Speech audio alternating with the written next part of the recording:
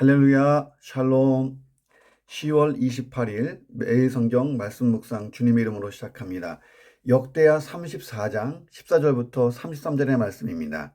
무리가 여호와의 전에 헌금한 돈을 꺼낼 때에 제사장 hil기야가 모세가 전한 여호와의 율법책을 발견하고 hil기야가 서기관 사반에게 말하여 이르되 내가 여호와의 전에서 율법책을 발견하였노라 하고 hil기야가 그 책을 사반에게 주매 사반이 책을 가지고 왕에게 나아가서 복명하여 이르되 왕께서 종들에게 명령하신 것을 종들이 다 준행하였나이다.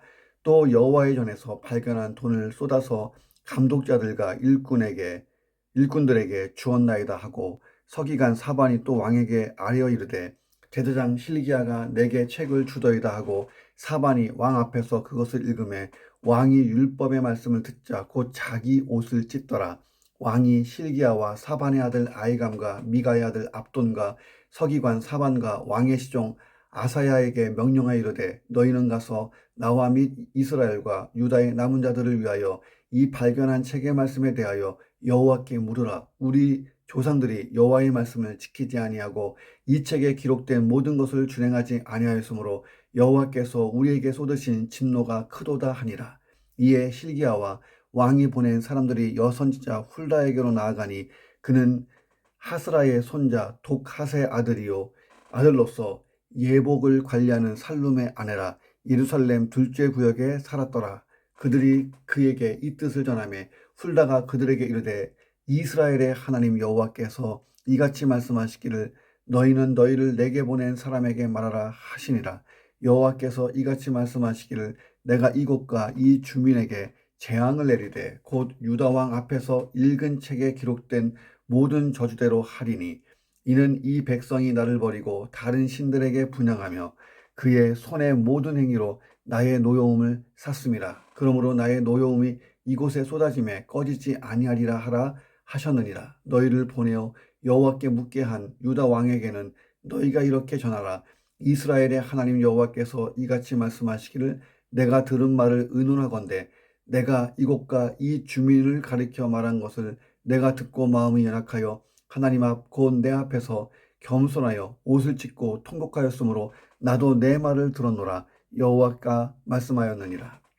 그러므로 내가 내게 너의 조상들에게 돌아가서 평안히 묘실로 들어가게 하리니 내가 이곳과 그 주민에게 내리는 모든 재앙을 내가 눈으로 보지 못하리라 하셨느니라. 이에 사신들이 왕에게 복명하니라.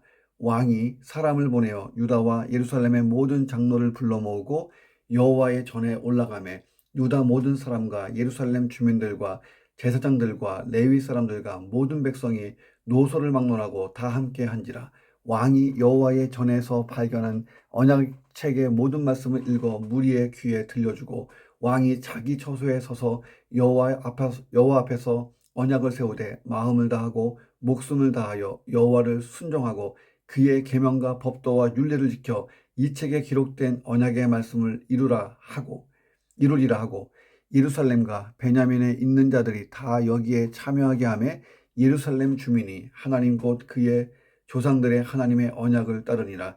이와 같이 요시야가 이스라엘 자손에게 속한 모든 땅에서 가증한 것들을 다 제거하여 버리고 이스라엘의 모든 사람으로 그들의 하나님 여호와를 섬기게 하였으므로 요시야가 사는 날에 백성이 그들의 조상들의 하나님 여호와께 복종하고 떠나지 아니하였더라. 아멘. 자, 오늘 본문에 보니까 대제사장 hil기야가 백성들이 성전에 바친 헌금을 꺼내다가 그 연보개 속에서 모세가 전한 하나님의 율법책을 발견합니다. 자, 이 책이 대제사장 hil기야의 손에서 서기관 사반에게 옮겨졌고 사반이 요시야 왕 앞에서 율법책을 낭독합니다. 율법을 듣던 요시야가 갑자기 옷을 찢고 통곡합니다. 하나님의 심판의 말씀이 깨달아지기 시작한 거예요. 자, 그리고 이 상황에 대해서 하나님께 물어볼 수 있도록 hil기야를 비롯한 5명의 대신들을 파견해요. 선지자를 찾아오라는 거예요. 조상들이 여호와의 말씀을 준행하지 않아서 하나님의 진노가 지금 유다 땅에 너무나 크게 임하고 있다라고 판단했기 때문입니다. 자, 그들이 누구를 찾아갔냐면 여선지자 훌다를 찾아갔어요. 훌다가 2가지를 딱 예언합니다. 이 2가지 예언이 중요합니다. 하나는 유다와 그 백성들이 하나님을 버리고 우상을 숭배함으로 하나님이 진노하셨고 율법에 기록된 대로 재앙을 내리실 거라는 거예요. 이 재앙은 무조건 내려진다는 거예요. 또 하나, 요시아는 경건한 모습으로 종교개혁하고 하나님 앞에 신실한 모습을 보였기 때문에 하나님이 요시아의 이 통곡하는 옷을 찢는 이 기도를 들어주시고 유다에 대해서 내릴 이 재앙을 요시아 이후에 시행할 것이다. 요시아가 죽고 난 다음에 시행한다라고 예언한 거예요. 훌다의 예언을 들은 요시아가 유다의 온 백성들을 다 예루살렘에 모아놓고 율법책을 읽어줘요. 그리고 하나님의 선민 언약을 갱신해요. 너희는 다 버려라. 우상을 버리고 여호와께 온전히 돌아와라. 마음을 찢어라. 옷도 찢어라. 회개하라. 예, 너희가 누구냐? 하나님의 선민이 아니냐? 막 이러면서 백성들을 갈아엎었어요. 그 심령을. 그 결과 백성들이 여호와의 신앙을 회복했다는 거예요. 자, 이런 내용 가지고 이 말씀을 묵상해 봅니다. 첫째, 말씀 중심의 삶을 살다 보면 내 삶은 자연스럽게 개혁으로 나아간다는 거예요. 말씀 중심의 삶을 살아야 삶에 진짜 개혁이 일어난다는 것입니다. 요시아의 개혁, 종교개혁에 아주 가속도가 붙는 사건이 일어나요. 성전을 보수하던 중에 율법책이 발견된 거예요.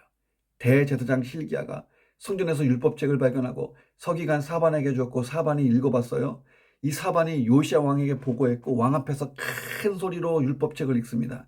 하나님의 말씀을 듣던 요시아가 큰 충격에 빠졌어요. 자기 옷을 찢고 유다가 하나님 앞에서, 하나님 말씀 앞에서 한참 벗어나 있고 하나님의 심판이 이 나라 이 민족 앞에 코앞에 와 있는 거예요. 요시아가 명령했어요. 21절 보니까 너희는 빨리 가라. 가서 나와 및 이스라엘과 유다의 남은 자들을 위하여 이 발견한 책의 말씀에 대해 여호와 하나님께 물어봐라.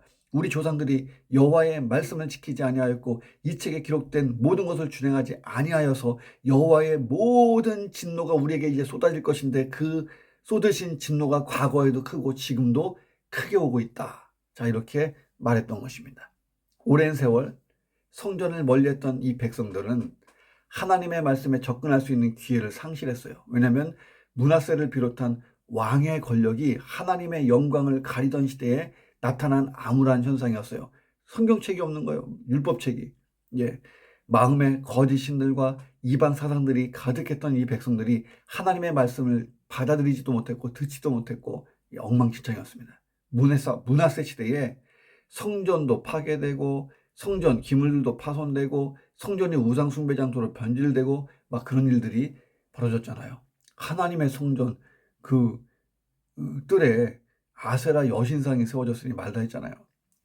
자, 그래서 아마도 누군가 말씀을 사랑하고 또 그 신실했던 그 누군가가 므낫세가 폭정을 할 때에 우상 숭배할 때에 이 율법책을 보존하기 위해서 성전의 가장 은밀한 곳에 숨겨놨던 것 같아요. 연복의 밑에다가. 자, 율법책이 요시아의 손에 붙들리는 순간 대대적인 종교개혁이 일어납니다. 유다 멸망의 근원이 되는 우상들을 때려부시고 불태우기 시작했어요. 왕궁에서 시작된 이 일이 전국 방방곡곡으로 번져나갔어요. 심지어 북이스라엘 땅까지 쳐들어가서 우상들을 부수기 시작했습니다. 하나님의 말씀에 붙들린 요시아는 거룩한 분노를 폭발했고 거침없이 개혁을 단행했던 거예요. 요시아는 하나님의 말씀을 중심으로 살았어요. 요시아의 개혁의 조치는 전무후무한 일이었습니다. 파격적이어요. 왜냐하면 그 선조들 중에 왕들 중에 아무도 못했던 산당을 파괴했잖아요. 그 당시 우상 숭배의 문화에 푹 젖어 있던 백성들이 수용하기 어려운 것들이 하나둘이 아니었을 거예요. 종교개혁을 하다 보면 많은 반발들, 많은 대립들이 있었을 것입니다. 일시적이지만 사회적인 혼란이 일어날 수도 있고 잘못하면 역성혁명이 일어날 수도 있어요. 자, 그런데 궁극적으로 나라가 안정되고 하나님의 심판도 유보되었다는 거예요. 내 삶도 마찬가지예요. 진정한 삶의 변화는 말씀 중심으로 내가 살다 보면 자연히 따라오는 거예요. 오늘도 말씀에 나를 비춰요. 그러면 내 삶이 개혁하고 또 개혁됩니다. 그런 말씀 중심의 삶이 바뀌는 하루가 되기를 주님의 이름으로 축원합니다.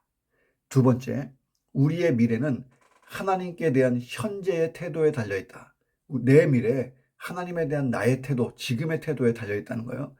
요시아 왕이 보낸 사자들이 여선지자 훌다를 찾아갔습니다. 훌다는 예복을 관리하는 살롬의 아내였고 예루살렘 둘째 구역에 살고 있었어요. 가정에서 봉사하며 선지자의 사명을 감당했던 평범한 주부이면서도 선지자였어요. 하나님이 보세요. 성의 구분, 남자나 여자나 관계없이 재산, 지위, 학벌 뭐 이런 것과 관계없이 외적인 조건과 관계없이 그때그때 사람을 부르시고 그때그때 그 사람을 쓰십니다. 당시 예레미야 선지자가 있었잖아요. 스바냐 같은 위대한 선지자가 활동하던 시대예요. 그런데 이 일에는 누구를 불렀어요? 훌다를 쓰셨다는 거예요. 훌다는 당시에 왕의 눈치를 보면서 거짓 예언을 했던 자들과 달랐어요. 하나님의 말씀을 들으면 당당하게 그냥 선포했습니다. 자, 이스라엘의 하나님 여호와께서 이같이 말씀하셨다. 너희는 너희를 보낸 사람, 다시 말하면 요시야 왕에게 가서 내가 지금부터 하나님께 받은 말씀을 그대로 전해라. 자, 먼저 훌다는 남유다의 미래에 대해서 예언했습니다. 24, 25절에 여호와께서 이같이 말씀하셨는데 내가 이곳과 이 주민들에게 재앙을 내리되 곧 유다 왕 앞에서 읽은 책, 율법책에 기록된 대로 율법책에 기록된 모든 말씀대로 저주할 것이다. 왜냐하면 이 백성이 나 여호와를 버리고 다른 신들에게 분향했고 그의 손의 모든 행위로 나의 노여움을 샀기 때문이다. 그러므로 나의 노여움을 이곳에 쏟는데 꺼지지 아니하리라. 끝장낼 거다. 이렇게 말씀하신 거예요. 남유다는 멸망한다. 남유다의 미래가요. 그들이 하나님을 버린 것 때문에 일어난다는 거예요. 자, 그들이 하나님을 버렸다 할 때 버리다는요. 물건을 버리는 정도의 버리는 게 아니에요. 원수처럼 여겨서 패역한 마음으로 반역했다는 말입니다. 그래서 하나님도 유다를 버리세요. 그 결과는 죽음과 파멸이에요. 바벨론에 의해서 망하잖아요. 단지 하나님을 버리는 경우에만 해당하는 게 아니에요. 하나님을 섬기고 하나님과 함께 할 때에 하나님은 우리를 끝까지 붙드시고 보호하시고 영광에 이르게 하십니다. 그런 점에서 우리의 인생이라는 것은 하나님의 손에 의해서 수동적으로 끌려가는 게 아니에요. 반대로 우리가 우리 인생의 미래를 만들어가는 거예요. 중요한 것은요.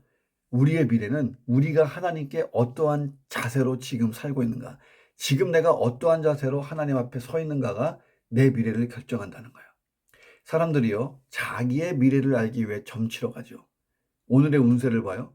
얼마나 어리석은 일이에요. 나의 미래를 알려면 딴 거 없어요. 내가 지금 하나님과 무슨 관계를 맺고 있고 어떤 관계 속에 있고 하나님께 내가 지금 어떤 자세를 취하고 있고 내가 하나님을 어떻게 대하고 있는지 생각해 보면 너무나도 쉽고 분명하게 알 수 있어요. 자, 그렇다면 나의 미래가 부요함과 영광이 되어야 하지 않겠습니까? 방법이 뭐예요? 하나님을 더 가까이 하는 거예요. 하나님이 복의 근원이시잖아요. 하나님은 당신을 높이는 자를 높이시고 영화롭게 하는 자를 더 큰 영광으로 영화롭게 하세요. 오늘 나의 미래를 잘 결정하기 원합니다. 내가 오늘 어떻게 사느냐가 하나님 앞에서 어떻게 사느냐, 하나님과 어떻게 관계 맺고 사느냐가 내 미래를 내일 모든 날을 결정하고 심지어는 내 후손들에게까지도 영향을 미친다는 거예요. 복의 근원이신 하나님과 잘 동행해서 많은 결과물을 남기고 그 결과물이 미래에 속된 말로 포텐 터지는 미래에 열리기를 주의 이름으로 축원합니다. 세 번째, 하나님은 겸손한 자를 끝까지 보호하시고 인도하신다는 거예요. 자, 남유다에 대해서는 철저한 심판이 임할 것이 예고됐어요. 그런데 두 번째 예언, 요시야 왕에 대해서는 다른 예언이 임하고 있어요. 하나님께서 요시야 왕에 대해서 이렇게 말씀하셨다는 거예요. 27, 28절. 내가 이곳과 이 주민을 가리켜 말한 것을 너 요시야가 듣고 마음이 연약해져서, 다시 말하면 요시야가 율법책을 읽다가 마음이 연약해지고 심령이 가난해지고 하나님 앞에서 회개하면서 겸손하면서 옷을 찢고 통곡하고 주여 나와 내 조상이 죄를 지었습니다. 용서하십시오. 이 땅을 보호해 주십시오. 이 땅을 용서하십시오. 자, 하나님이 이 요시야의 기도를 들었다는 거예요. 예. 그러므로 하나님이 말씀하시는 거예요. 그러므로 내가 너에게 이런 축복을 준다는 거예요. 너의 조상들에게 돌아가서 평안히 묘실로 들어가는 축복을 준다는 거예요. 자, 내가 이곳과 그 주민에게 내리는 모든 재앙을 너 요시야는 보지 못할 것이다. 다시 말하면 요시야가 죽고 난 다음에 이 멸망이 임할 거라는 거예요. 자, 이 내용들을 갔다 온 5명의 사신들이 왕에게 그대로 복명 전달했어요. 자, 요시야의 하나님을 향한 겸손과 회개를 하나님이 인정하셨다는 거예요. 요시야가 진정한 두려움을 가지고 놀라서 하나님 앞에 옷을 찢고 엎드려 통곡하고 회개한 거예요. 그런 요시야의 태도는 마음이 참 연약해졌다는 거예요. 우리가 이런 마음 가져야 돼요. 하나님 앞에서는. 심령이 가난한 자. 자, 요시야가 가진 바로 이 연약함을 우리가 가지고 있어야 돼요. 그것은 거룩한 겸손, 하나님을 경외하는 거룩한 떨림 같은 거예요. 자, 그래서 요시야에 대한 미래 예언은 유다 백성들에 대한 저주와 진노의 말씀과 극명한 대조를 보였다는 거예요. 공의로우신 하나님은 원칙적으로 모든 사람을 동등하게 대하세요. 그런데 한편으로는 사람들을 구분하고 차별하는 모습을 보일 때가 많이 있습니다. 하나님이 불의하시기 때문이 아니에요. 의로우시기 때문이에요. 하나님은 공의로우시기 때문에 반드시 심판하셔야 되고 의로우시기 때문에 반드시 상도 주셔야 됩니다. 지금 요시야가 다른 백성들과 구분되는 말씀을 받게 된 것은 그가 왕이기 때문이 아니에요. 하나님의 말씀을 들었을 때 두려워 떠는 그의 겸손한 마음을 하나님이 인정하시기 때문에 요시야 때에 유다가 멸망하지 않았던 거예요. 오늘 내가 이런 자세로 살 수 있다면 내 인생도 하나님의 손에 붙들려 평안할 거예요. 요시야는 조상들에게 돌아가서 평안히 묘실로 들어가는 은혜를 입었어요. 자, 그런데 우리가 앞으로 보겠지만 성경을 좀 더 읽어보면 요시야의 남은 생애를 보면 질문이 생겨요. 하나님 이 말씀을 보면 요시야가 장수하다가 자연스럽게 죽음을 맞이하고 조상의 묘실에 들어가는 평안한 죽음이에요. 자, 그런데 요시야는 장수하다가 평화롭게 임종을 맞지 않았어요. 오늘 이 본문을 뒷부분을 보면 앞으로 내일이나 모레 보면 애굽왕 바로느고와의 전쟁 중에 죽었어요. 요시야는. 그것도 화살에 맞아 갑작스럽게 죽습니다. 자, 그런데 하나님께서 뭐라고 말씀하시냐면 그의 평안의 죽음이 있을 거라고 말씀하셨어요. 그 이유가 뭘까요? 자, 요시야 이후에 대한 성경의 기록을 보세요. 유다 백성들이 하나님의 예언대로 심판을 받고 바벨론에 의해서 멸망당할 때 그 재앙은 실로 끔찍하게 이를 데 없어요. 요시야가 죽고 30년 좀 지나서 나라 망하거든요. 우리는 그 참상을 예레미야 애가를 통해서 생생하게 볼 수 있었습니다. 자, 당시 유다의 마지막 왕이 누구였냐면 그 요시야 이후에 왕들이 지나가요. 정말 짧게 지나갑니다. 그러다가 시드기야가 마지막 왕이 돼요. 그 시드기야는 바벨론에 끌려가는데 자기 눈앞에서 아들들이 무참하게 살육당하는 것을 봤고 자기도 눈이 뽑힌 채로 사슬에 묶여서 바벨론으로 끌려가는 비참한 유다의 마지막 왕이 돼요. 예. 자, 이렇게 볼 때 요시야가 갑자기 세상을 떠나게 되는 것은 하나님이 그를 사랑하시고 아꼈기 때문이에요. 멸망은 기정사실이고. 자, 요시야는 오케이, 너 100점 빨리 내 옆으로 오너라. 하나님이 그냥 전쟁 중에 부으신 거예요. 자, 성도의 모든 삶이라는 것은요, 심지어 죽음마저도 은혜 가운데 이루어지는 거예요. 자, 성도의 모든 삶, 그리고 죽음까지도 하나님의 보호하심과 하나님의 섭리 계획 아래 인도되는 거예요. 시련과 고통을 당해도 하나님은 이길 힘을 공급하시고 영광을 위한 과정으로 그 과정을 삼으세요. 자, 보세요. 요시야의 죽음은 전쟁 중에 험한 죽음이었지만 그의 죽음은 해피 엔딩이에요. 고난과 시험으로 죽음을 맞이한다 해도 믿음과 소망을 잃지 않아야 되는 게 뭐냐면 하나님이 성도 각자의 죽음을 귀히 보시기 때문이에요. 죽음 이후에는 영원한 평강, 안식이 있기 때문입니다. 나를 보호하시고 인도하시는 하나님을 바라보면서 오늘도 겸손하게 살아가시기를 주의 이름으로 축원합니다. 마지막 네 번째, 문제를 깨달았다면 하나님 앞에서 해결을 봐야 된다는 거예요. 요시야는 신하들이 성전에서 발견한 율법책으로부터 유다를 향한 하나님의 진노와 심판의 말씀을 들었잖아요. 북이스라엘의 패망을 보듯이 남유다 역시 이민족이 침입하고 이로 인해서 왕조는 물론 모든 백성이 포로로 잡혀가는, 국토는 말 그대로 폐허로 변하는, 그야말로 완전한 파멸을 당한다는 예언의 말씀을 들었던 거예요. 국가 전체로 보면 절체절명의 위기입니다. 자, 나라는 곧 망한다는 거예요. 자, 보통 이렇게 되면 통치자들은 어떤 태도를 취할까요? 이를 국가 기밀로 다뤄요. 소수 외에는 알지 못하게 하고 은밀한 비상수단을 강구해요.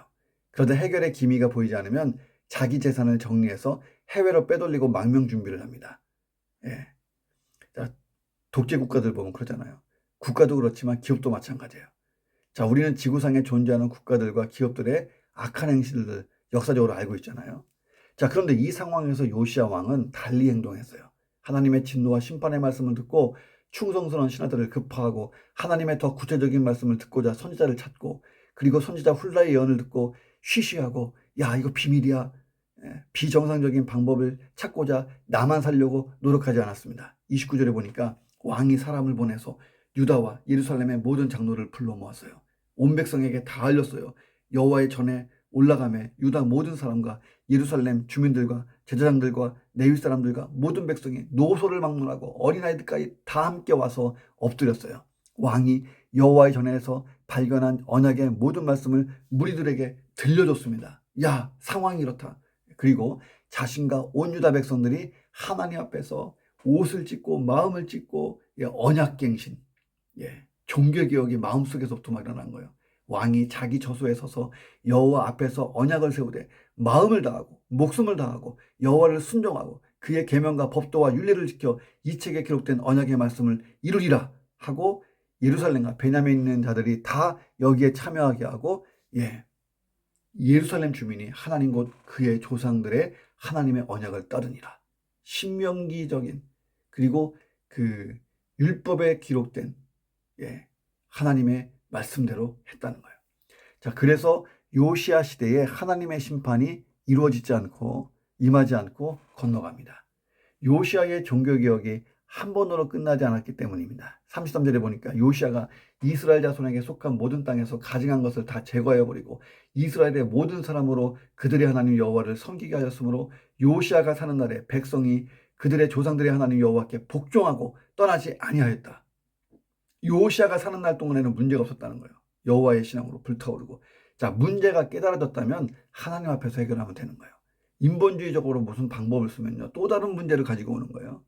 성령님께서 내게 문제를 깨닫게 하셨다면 요시야처럼 하나님 앞에 엎드려서 더 깊은 하나님의 말씀을 듣기를 원합니다. 자, 그리고 그 말씀에 반응하면 되는 거예요.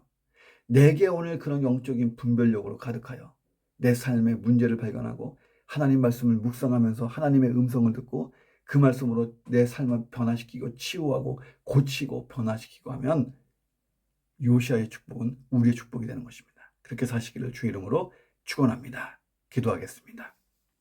하나님, 내가 말씀 중심의 삶을 살기 원합니다. 매같이 이 말씀을 묵상하면서 내 삶의 개혁을 추구합니다. 내 삶의 개혁을 위해 하나님의 말씀을 주실 때 그 말씀을 잘 듣게 하시고 그 말씀을 인하여서 내 말씀의 그 복이 내게 임하여 복을 넘치게 누리게 하여 주옵소서. 하나님은 하나님을 높이는 자를 높이시고 영화롭게 하는 자를 더 큰 영광으로 영화롭게 하심을 기억합니다. 오늘 내 삶이 영화로운 미래를 준비하는 삶, 하나님 앞에서 바른 삶, 하나님 앞에서 정직한 삶, 투명하고 거룩하고 경건한 삶을 살아 내 미래가 더 영광스럽게 준비되는 오늘 현재 하루가 될 수 있도록 역사해 주옵소서. 하나님 앞에 겸손하게 살게 하시고 거룩한 경건, 겸손, 떨림을 유지하며 하나님의 보호하심과 인도하심을 끝까지 받는 인생 되게 도와주시옵소서. 성령님, 내 삶의 문제를 깨닫게 하여 주시옵소서. 그리고 그 깨달을 수 있는 영적인 분별력을 가지고 하나님 앞에서 문제를 해결하려고 할 때에 말씀해 주시고 그 말씀대로 내 삶을 개혁하고 변화시켜서 하나님이 기대하고 원하시는 인생, 하나님의 뜻을 이루는 인생, 하나님이 평탄케 하시고 채워주는 여호와 이레의 축복을 받는 인생 될 수 있도록 도와주옵소서. 존귀하신 예수 그리스도의 이름으로 간절히 기도드립니다. 아멘.